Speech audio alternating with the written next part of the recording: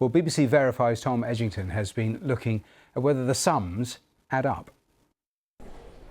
Kemi Badenoch wants to bring in a tax and spending golden rule, arguing the Conservatives are the only party with a plan to get the economy back on track. But do her numbers and the assumptions behind them really add up?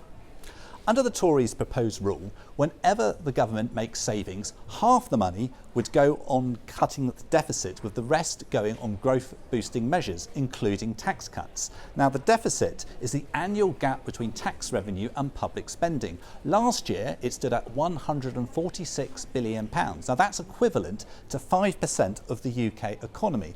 Now, the Labour government already has its own fiscal rules, and the deficit, as you can see here, is forecast to fall in the years ahead. But in order to keep meeting its rules, there's an assumption that tax rises will be needed in next month's budget. Now, the Conservatives, by contrast, want to cut the deficit faster, with an emphasis on spending cuts. They've unveiled plans to reduce spending by £47 billion across several areas, including welfare, civil service, foreign aid and border reforms. Firstly, almost half of the savings would come from welfare. However, economists have told BBC Verify there is too little detail to say if the Tories' £23 billion cuts package, which will be just under a sixth of the forecast benefit bill in 2029, is credible. For example, the party wants to stop benefit payments to people with what they call low-level mental health conditions, like ADHD. However, the party hasn't spelled out how many people currently on benefits would no longer receive them. Secondly, civil service reform. Now, the party wants to cut the workforce by 132,000. That's about a quarter of its current size. That would save £8 billion a year, according to the party.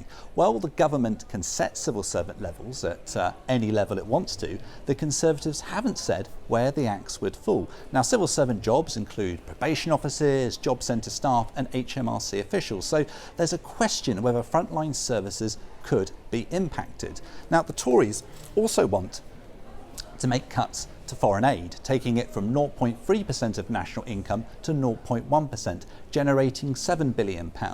Now, researchers say this number is credible, but the exact saving depends on how quickly the economy grows.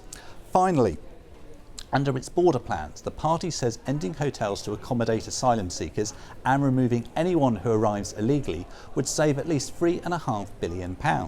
However, the government has already pledged to end the use of hotels by 2029, so it's unclear where additional savings can be made. Now, when we pointed this out, the Conservatives told us that it doesn't believe Labour will meet the pledge, so extra money will still be able to be found.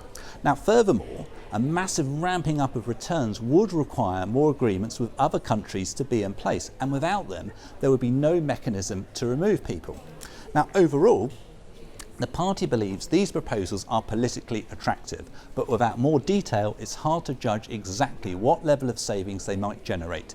It stresses that it has made cautious commitments.